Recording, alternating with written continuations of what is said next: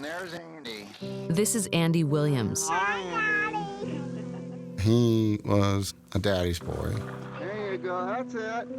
You know, I got some videos of him riding a two-wheel bike with the training wheels on for the very first time. He was a really nice little kid. I'm doing a race. He was the lead in a Charlie Brown musical that was pretty good to watch. Within a year, Jeff Williams' son, now 15, would step onto a much larger stage. I was in the car, and I was at a stoplight, and I had the radio on. And came on that there was 2 kids got killed. And I sat there at that stoplight, screaming, and his name, going, why? Before it was over, freshman student Andy Williams would shoot 15 people, killing at least 2. What's it like to love somebody who commits an unspeakable crime? Tonight, we hear from a school shooter's father, a serial killer's daughter, a terrorist's brother. Sir, you're the Unabomber! For the rest of time, when people think of this name Kaczynski, they're going to think murder, madness, violence. In some sense, Ted's bombs had blown up a lot of worlds, you know, including ours. How does a family member live with the death, the devastation, the disgrace? America. It can be inspiring and beautiful. It can also be dark and ugly. It's so many things, but it's ours.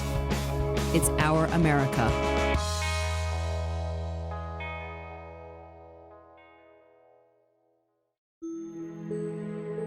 Ted Kaczynski was, by every measure, a prodigy, a genius. He had an IQ of 165. He got into Harvard at the age of 16. He was a brilliant mathematician, a rising star of the academic world. And then he disappeared. The year was 1971. He moved to the woods of Montana and built himself a one-room cabin with no water or electricity. Over the next decade, he would shut himself off from the world and become, in the words of his distant neighbors, a hermit. Only one person was close to Ted during this time, and he lived over 1,000 miles away in a cabin of his own in the Texas desert. His brother David. Hey, David, Lisa. how are you? How are you? So nice to meet you. Thank you so much for inviting us to come welcome. here. David Kaczynski looked up to his big brother Ted. He followed distantly in his footsteps. You come from Chicago, Right. went to Ivy League schools, but yet you really sought this kind of isolated, peaceful environment. When we were children, our family went camping a lot, and it was like we loved that. You know, we'd go 2 weeks vacation my dad had from being a sausage maker. And it was like just such a lovely time and a bonding time for the brothers, too, to spend time together out in the woods. It was a bond that lasted. We loved each other, we loved the woods. We both were idealistic in our own ways.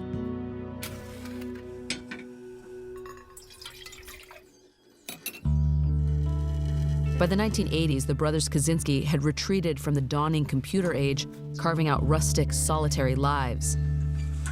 David spent nearly a decade in his hand-built cabin. Ted would spend 25 years in his. He wrote David dozens of letters from Montana. One of them stood out. At one point, he had written me a letter and said I was the only person he had ever loved. He said if anything ever happened to him, I should know that he had loved me. And when you got that letter, did you suspect anything? I thought he was thinking maybe, you know, an accident in the woods or something. Did you have any idea of what he might be conspiring to do? Absolutely none. My brother was never violent. What David didn't realize was that Ted's retreat from technology in the modern world had escalated into a deadly assault against it. His cabin in the woods was, in fact, a bunker. Inside, he fashioned bombs of wires, pipes, and shrapnel. He mailed them primarily to universities and airlines, hence the eventual moniker Unabomber. When did you first hear about the Unabomber? It wasn't until 1994 that I ever heard about a Unabomber. My wife Linda is a college professor, so we had some conversation, you know, hon, don't open any packages. You know, there's this Unabomber out there. After 17 years and 16 bombs, the Unabomber's trail had gone cold. Then, in June of 1995, a typewritten manuscript arrived at the New York Times. It called for a revolution against technology. The FBI urged the newspaper to publish what would become known as the Unabomber Manifesto, hoping somebody, somewhere, would recognize the intellectual fingerprints of its anonymous author. You know, I'd read my brother's philosophy about technology, his language, how he thought. I almost thought I could hear my brother's voice in the letters. Now, David heard a very familiar cadence in the Unabomber Manifesto. He faced a wrenching choice. You know, if Ted were the Unabomber, there was a fair chance, probably even a likelihood, that he'd be executed. So I had to ask myself, what would it be like to go through the rest of my life with my brother's blood on my hands? You know, I thought about Ted. I mean, here's this man with paranoia who says he's only loved one person in his life, and that's his little brother. And his little brother ends up being the one who hands him over to an executioner. You know, it was kind of, this was the moment of truth where I actually had to tell Mom what we suspected. David broached the subject with his mother delicately. Mom, has it occurred to you that, you know, the Unabomber has this manifesto against technology, and, you know, Ted has this phobia about technology? Well, Mom, you know, was clearly connecting the dots. I mean, within 5 minutes, she just got very quiet in her first reaction. And I think, you know, it's very forgivable, given that she's a mom. She says, "Oh, David, don't tell anyone." And I said, "Mom, I've already told some people." David had told the FBI. Weeks later, he watched the evening news with his wife and mother. I had a film clip of him being led out from his cabin between two federal marshals, and I've never seen a homeless person that looked worse than Ted did at that moment. Every pair of eyes in the universe is seeing this man and seeing a monster, and what we're seeing is a brother, my son.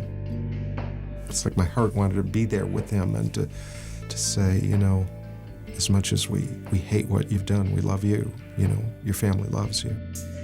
Can't tell you what it felt like, you know, to know, like, for the rest of time, when people think of this name Kaczynski, they're going to think murder, madness, violence.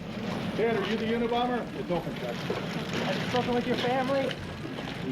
Were you afraid of how Ted was going to react upon hearing that you had turned him in? I guess for sure. I mean, I found out later that apparently he had asked, how did they ever find me? And one of the officers said, well, didn't you know your brother had turned you in? And what was reported to me was that Ted refused to believe it. He said my brother would never do that. In 1998, Ted Kaczynski was locked away for life in a federal supermax prison. In 15 years, he has not responded to a single one of David's monthly letters. David had likely saved many innocent lives, but he was dead to his only brother. Who could ever know how that feels? A fellow traveler, another brother of another killer. But Bill Babbitt's story has a fatal twist. His choice to turn in his brother would lead to death row. Every time I go back east, I make a side trip to go to the St. Patrick's Cemetery to my brother's grave in this blessed soil of Cape Cod, Massachusetts. And stand in front of this plaque in the ground where it says Private Manuel Babbitt, USMC Vietnam. Didn't say, well, Semper Fi, Brother Manny. Forever faithful. That's the Marine Corps motto. Semper Fi, forever faithful. Bill Babbitt was loyal to his brother Manny to the bitter end. He desperately tried to save his life. Bill's journey is a saga of guilt, sorrow, and salvation, of a killer's brother and a brother's keeper. It's a journey that has led him here onto this train bound for Texas. But it began 3 decades ago in Sacramento on the day a Marine showed up at his door. Then he kind of surprised me. I was on the job, and there's my brother in his Marine Corps uniform, so handsome, so strong looking. such a warrior, and I was very proud of my brother Manny. But Manny was gone. He left it all back in Vietnam. He wasn't the same. He wasn't the same Manny. He came home. But you took him in anyway. Of course. My wife loved him. Manny Babbitt had served 2 tours in Vietnam, surviving one of the most brutal battles of the war, Kaczynski. Back then, when Manny first came out of the war, we didn't know about PTSD. Now he's fighting an imaginary war here in the streets of America. When Bill took Manny in, he knew his brother was troubled, but he didn't know how troubled. He would quickly learn. On December 19, 1980, a 78-year-old woman named Leah Shindel was found dead in her South Sacramento apartment, badly beaten and partially disrobed. The shock of the assault and an attempted rape caused her to have a fatal heart attack, according to prosecutors. The assailant left Shindel's apartment with a telltale souvenir. One of those old-fashioned cigarette lighters. It had initials on it, LS. Bill Babbitt had found the monogrammed lighter among Manny's things. He had read about the attack in the paper and had thought nothing of his brother's disappearance the night of the crime, until now. My first thought was to give him a bus ticket, send him back east to Massachusetts or Rhode Island. You know, if I had done that, who knows how many other grandmothers would have found themselves in Manny's war, you know? And we just couldn't do that. So I made a phone call to the Sacramento Police Department, and I told them, I says, I think my brother's got blood on his hands. Manny claimed to have no recollection of the attack, but his fingerprints were all over the crime scene. The victim's ankle was tied with a strap, and her face was covered with a mattress. Bill speculates that Manny had left the body in the same manner as he might have tagged a fallen soldier in Vietnam, evidence of his brother's severe post-traumatic stress disorder. Did you go to authorities because you thought somehow this could be a way that your brother could get help? Yes, most definitely. Bill hoped his brother would be put into a mental institution. That's what the police suggested when he brought them to Manny. Cop came over to me and goes, Bill, we got your brother. He's okay. You want to ride there back with him? And I told the cop, I says, I can't get in the car, you know, I can't go with him, you know. I felt like I betrayed my brother. They asked me if I wanted to say something to him. And I go, Manny, everything gonna be okay, you know? He says, I did it for you, brother. And I says, please forgive me. And he looked up at me and says, Brother Billy, he says, I've already forgiven you. But Manny was not put into a mental hospital. One day I called the district attorney's office. That's when I found out that they were in fact seeking the death penalty for Manny. They call Manny a monster. They call him an animal. And I remember my mother telling me, what do you mean he's an animal? You mean to tell me I had 8 kids and one of them was an animal? Our next stop will be El Paso, Texas. By 1999, with every appeal exhausted and every stay of execution denied, the Babbitt family was desperate and Bill was reeling with grief, with guilt. Manny had forgiven him, but other family members had not. Some of the young people probably refer to me as a snitch, you know, which I've been called terrible words. I have nephews that they don't want anything to do with me. They hate me, and I know they hate me, and I figure maybe they ought to hate me too. Concerned for Bill, Manny's lawyer placed a call to Texas, to David Kaczynski, the Unabomber's brother. And the lawyer talked about this man, Bill Babbitt. He said, David, you know, you may be someone who could really relate to what he's feeling.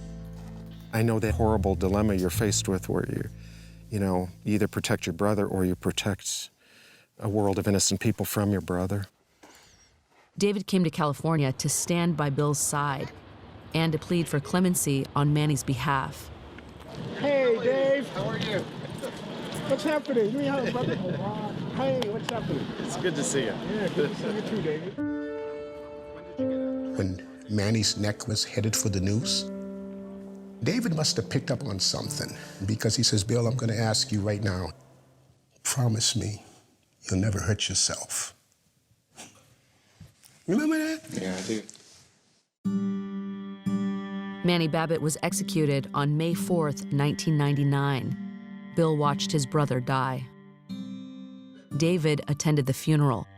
At one point, I saw Bill with his arm around his mother, and Mrs. Babbitt's, her legs buckle. She starts to fall. She starts wailing, my son, and here's Bill trying to hold up his mom, you know. And I'm thinking, wow, that could have been me and my mom. Over the next decade, Bill and David would find a common cause as brothers in arms fighting against the death penalty. I tell you, over the last 3 years, I've logged thousands of miles across the state of New York. I've gone to small towns. People feel differently about the death penalty than they... And they would forge a deep friendship.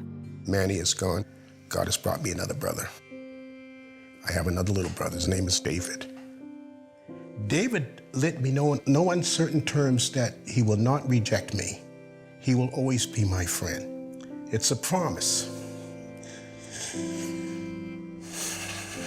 It's a promise that he's made. Bill and David found solace in their shared struggle. But I'm about to meet a father who had to shoulder the burden of a son's atrocity completely alone. On the morning of March 5th, 2001, there was a shooting at Santana High School in Santee, California. Okay, honey. Okay, where's the shooter? He was in the boys' bathroom. Okay, how many people have been shot? My friend of mine has been shot. I think a few others have.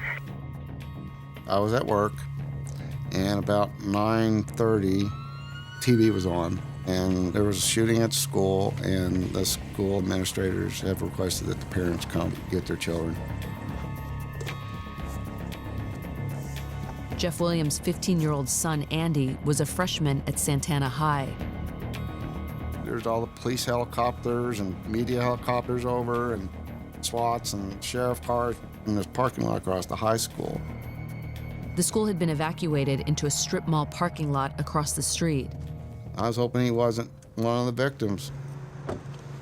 At the time, you don't know how many people were killed, don't know how many injured, nothing like that. You're just out there.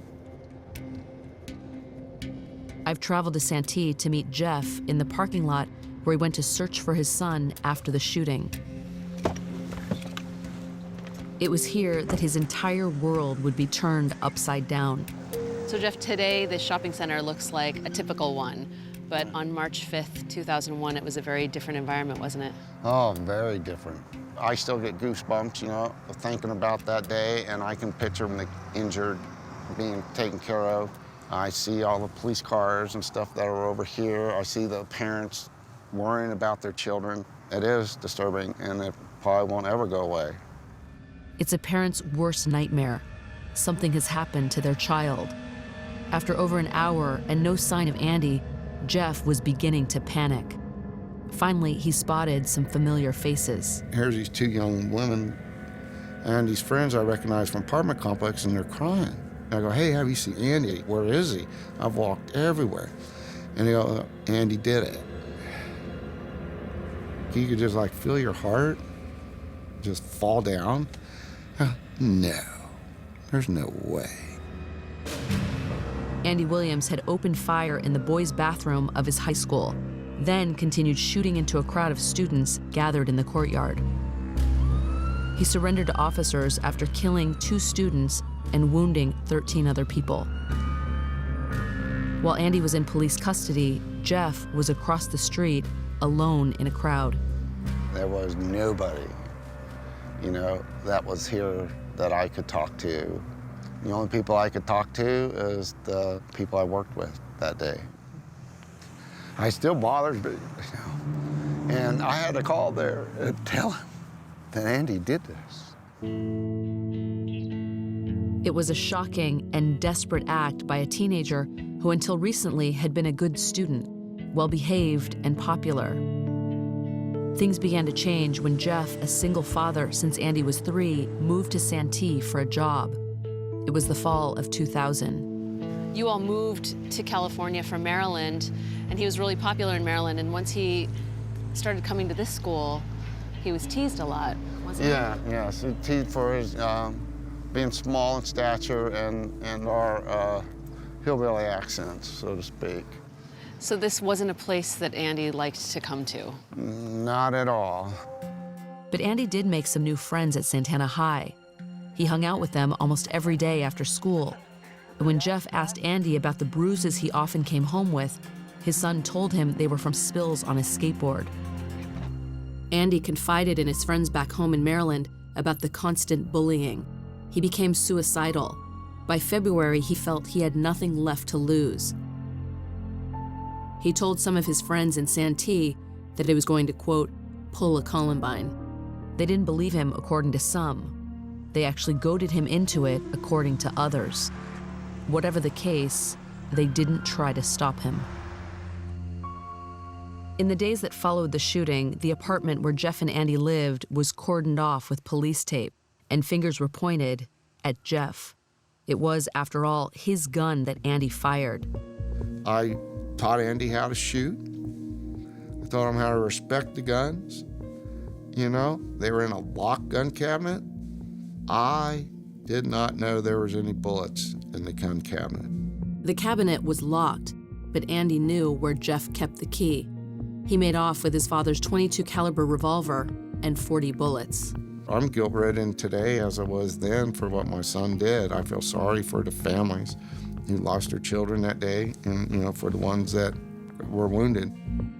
While Andy awaited justice, Jeff's fatherhood would be put on trial. I'm at the grocery store, and here's my kid's book bag and stuff is on Time magazine cover about a school shooter. And here I am portrayed at this hillbilly, beer-drinking, camouflage-wearing, long-haired, watching sports all day, sleeping on the floor guy.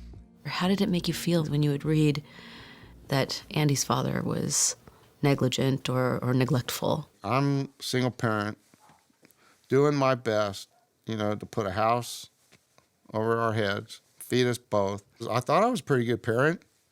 I missed 3 soccer games, you know, from the time he was 5 years old until, you know, we moved to Santee. I think that was pretty darn good. But do you think there's anything that you could have done in terms of communication that may have prevented him from acting out? I still can't answer that. It wasn't one of those, you know, I love you, you know, and I hug him every day. No, it wasn't that way. The funny thing is, 3 days after the school shooting is when the first time I was able to see him at juvenile hall. And I tell you, man, he looked tiny in those jail clothes. And that was the first time I ever told him I love him. I think it might have been a little bit too late. All right, Miss Anton, are you ready for secluded? At 15, Andy Williams was tried as an adult and was sentenced to life in prison. He'll serve at least 50 years before he's eligible for parole. He lives here now at the Ironwood State Prison in the middle of the Mojave Desert. Over 1,000 miles to the north in Spokane, Washington, I'll meet a young woman who is also paying for a horrific crime. Amber is not a convicted killer, but her father is among the deadliest America has ever known.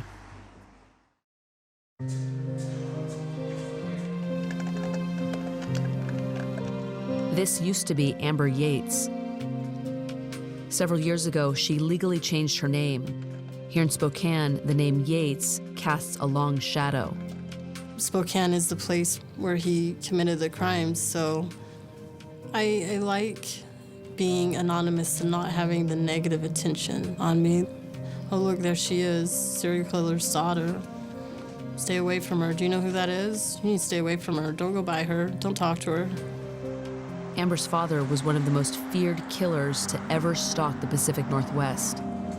I was at work, actually. I got a call from my mom saying my dad had been arrested for murder. There was 2 detectives that came and picked me up from work, and then we saw some of the footage, the news on TV. By comparing his DNA to samples found at crime scenes, investigators say they have tied Yates to 12 homicides, possibly 18. Robert Lee Yates killed at least 13 women in Spokane, prostitutes he picked up from the red light district. He shot them, tied plastic bags around their heads, then disposed of the bodies in wooded areas. And then he went home to his wife and 5 children. We're in the old neighborhood that I used to live in. We're getting close to your old house? Yeah. It's this house right here. Which one? This one right here.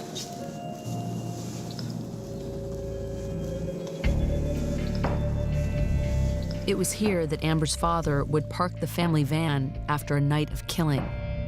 Did you or your family members ever notice any kind of odd things? Like, I mean, he had this van with a bed in it. Did you ever think anything of it? My mom knew he was cheating, but he was able to explain things away. Like, he said he ran into a dog and he put it in the back of the van, so that was the explanation for blood. We had nothing to suspect. Amber was a teenager at the time of most of the killings, the mid-1990s. Her father, a career Army officer, was so comfortable behind his suburban facade that he buried one of his last victims in the yard. Where the gate is and where the poles are, that's the proximity where she was buried, the victim. So your father buried this woman's body while you guys were living there? Yeah. How does it make you feel? We didn't know it was there. It's not creepy any longer. It probably was when it first came out, but it was, to me, he was hiding the body, just another place to hide another body. When you've lived through the horror that Amber has, maybe detachment is the only form of self-defense. What was going on behind these doors? Abuse, violence, dysfunction. There was times when it felt like Satan was coming through the door. What are some of the things that he did to you? Well, when I was 5, he picked me up by my ankle and shook me until I peed on myself and then just dropped me on my head. And then when I was a teenager, he was screaming at my little brother and sister, and he was calling them stupid and dumb, and I told him, stop. Quit saying that to them. And he came over and he picked me up and he threw me across the room. I'm sorry, I had to break. Her father's arrest marked the end of both the killings and the physical abuse of his family. But for Amber, a new struggle was about to begin. I went to living in a home to living in shelters and struggling to try to survive. Why did that happen? Like, why did you go from middle class and affluent community to shelters? My dad was the provider for the family, and when he was arrested, everything just crumbled. What did it do to you all as a family unit? It caused a lot of depression, and there was much more fighting and arguing, discord. Some of the dysfunction is still there. While her father has spent the last decade on death row at the Washington State Penitentiary, Amber has spent her 20s in arrested development. She abandoned school and has had trouble holding down a job. And why couldn't you keep a job? There was fear that I was the same as my father. So people didn't want you on their teams or on their staff? No. You know who her dad is? He's a serial killer. Let's go tell the boss. She shouldn't be working here. I've had people say, like father, like daughter. They would try to make me seem like I was a monster. I couldn't be like normal, have normal feelings or a normal life. A normal life. It's all Amber wants. But is it really possible for a serial killer's daughter, or a school shooter's father, or a terrorist brother to ever have a normal life? A year after his son Andy was sent to prison for shooting up his high school in Southern California, Jeff Williams moved to a suburb of Phoenix. These are some of the baseball teams that he played on. It was his partner Donna's idea. I moved Jeff out of there. I said, Jeffrey, you're gonna find a new job. We're gonna move out of Santee and out of this area. I'm sure that when they see me, that I am in the same level that they believe Jeff is. And that's what's okay. That level? Very at the very bottom. Do you think initially you judged Jeff based on what Andy did? No, I cannot say that, other than I knew that this man, just by looking in his eyes, I could feel that he had been through hell and back. I know Andy did a horrible thing, but I also knew I was standing in front of a father, and I was by himself. Hey, is it storming there yet? It's raining hard. Oh. That's Andy on the phone. They talk about the usual things: sports, the weather, familiar banter for the middle-aged dad and his 20-something son. That was the funniest thing, Andy. We had an ice chest, and I bet you I had a case of sodas in there. They're as close now, perhaps, as they've ever been. Yeah, them kids drink all that soda. There's times, that when I talk to him on the phone, the only thing I see is the little 3-year-old boy on the bicycle with training wheels. And that kind of makes it okay, just for a little bit. And that was my first time. How many times can you do that? It's gonna tear on you. So some part of it, you gotta put some of this stuff away. Seconds left on this call. But how do you do that? I still haven't quite figured that part out yet. All right, love you. Bye-bye. It's a struggle every family of every killer tries to figure out somehow. Okay, dry wood, that'll catch. When the person you love commits an unspeakable act of violence, what do you do with that love? Can you ever put it away? Few can understand what David Kaczynski went through when he turned in his only brother, Ted, the Unabomber. Bill Babbitt can. He turned in his brother, Manny, for murder. Ted Kaczynski was sentenced to life in prison for his crimes, and Manny Babbitt was executed.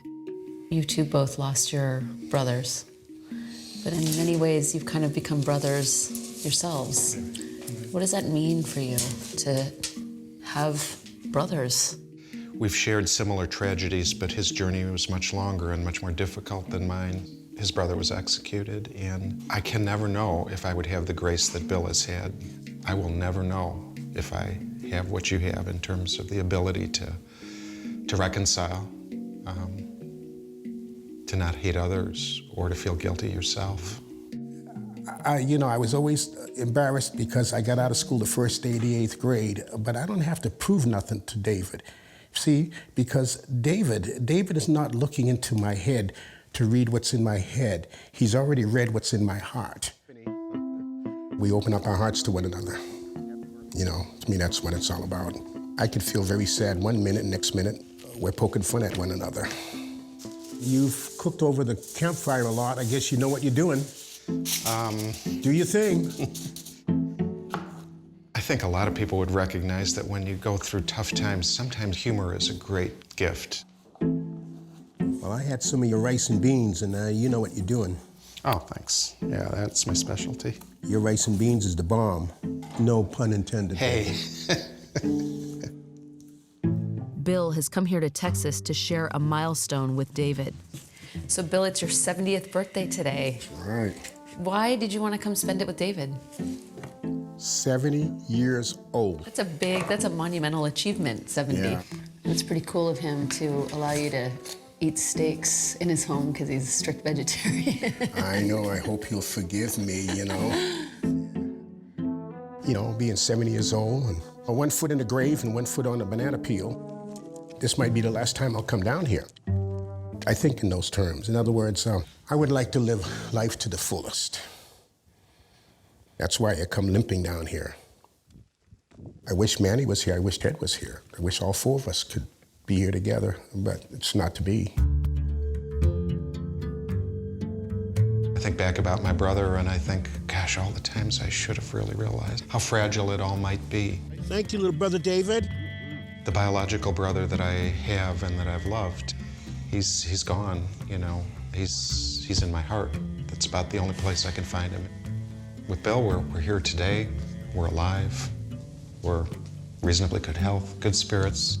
I want to make a toast to Mr. Bill Babbitt, the best friend a man could have. Happy birthday. Oh, thank you. Happy birthday. It's Christmas time. For better or for worse, the holidays bring families together. For Jeff Williams, that means getting ready for a long drive to visit his son, Andy. I want to be able to drive to my son's house for Christmas. Okay, we're ready to go. Well, I do drive to his house, but it just happens to be behind 4 or 5 walls of barbed wire, you know, and a guards at the gate. Once a month, Jeff and Donna leave their home in Arizona at 5 a.m. to make the 4-hour drive to visit Andy at Ironwood State Prison in California. So Jeff and Donna are having their monthly visit with Andy, and we're not allowed to bring cameras inside, so we're waiting at a local truck stop. But this will be the last visit that Jeff has with his son before Christmas. I catch up with Jeff and Donna one last time on their way back to Arizona. So how was the visit? Everything went really smooth. We got a couple pictures. The prison has its own photo studio. Wow, it's so interesting to see him because the picture that the world is familiar with are him, just a little boy, and he's like such a tall man now. Yes. Andy is 6'3", nearly a foot taller than he was in 2001. What does it feel like to watch your son become a man in prison? He's almost to the point where he spent almost half his life behind bars. And it's hard to believe for me that it's been that long. As of March 5th, 2001, expectations of what any of us were going to do were drastically changed, and you just settle for what you can get, for the good stuff. Andy will be a senior citizen by the time he's eligible for parole. Do you think about the fact that you might never see your son outside of prison walls during your lifetime? Yeah, he's up for parole when I'm 90 years old. And granted, he's alive. I'm not visiting a tombstone or a memorial. I'm visiting him. There's parents that don't get to see their son. There's parents that can't hug them. Well, at least I can do that. Each year, it's a little less painful. But then, you know, it's Christmas time. I'm gonna go see my son. I go see him in prison garb. And that's our Christmas. For Amber Yates, Christmas is also a reminder of the family she's lost. I'm going to spend Christmas Day by myself. I don't have family around, and I don't have the resources to go and see them. It's similar to some of the past holidays that I've experienced just by myself. Amber's mom and her 4 siblings have moved away from Spokane, and her relationship with them is strained. But I'm surprised to learn that Amber is still in touch with the father who caused the disintegration of her family over a decade ago. I've worked on a lot of forgiveness, but it's hard with my father. I mean, there was a period of time I did hate him. There's still anger and unforgiveness towards him, but that's my father, that's my flesh and blood. To his victims and their families, Robert Yates will always be a monster. But Amber has chosen to let go of her hate for him, not for his sake, but for her own. She's chosen to let go of her shame. Amber has never shared her story publicly before. Now she hopes to begin writing herself a new chapter. If you could will anything to happen, like what would that be? Going back to college for sure. Amber has begun a degree program in nursing, and with the assistance of a local charity, she's moved out of the homeless shelter and into an apartment of her own. Last night was her first here.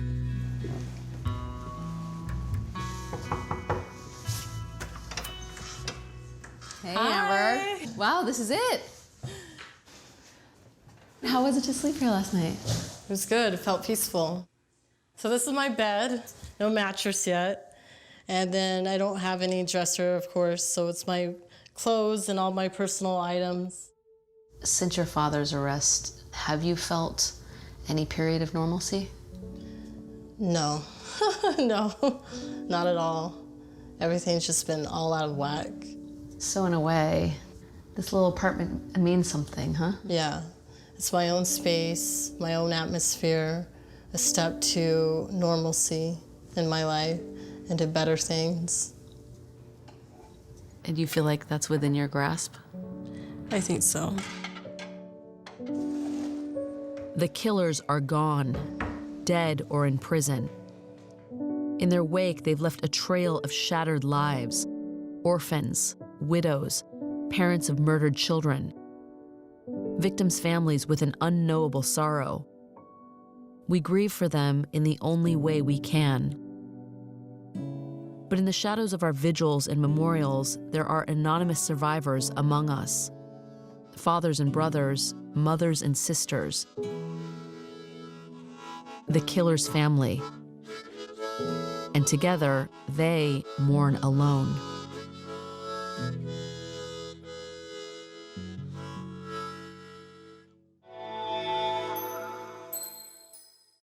I'm excited to give you an update about our own YouTube channel. Now you can find new videos every day. They're the kind of videos that will make you look at life differently. They may even make you laugh a little bit. Subscribe to the OWN channel today, and we'll see you on YouTube.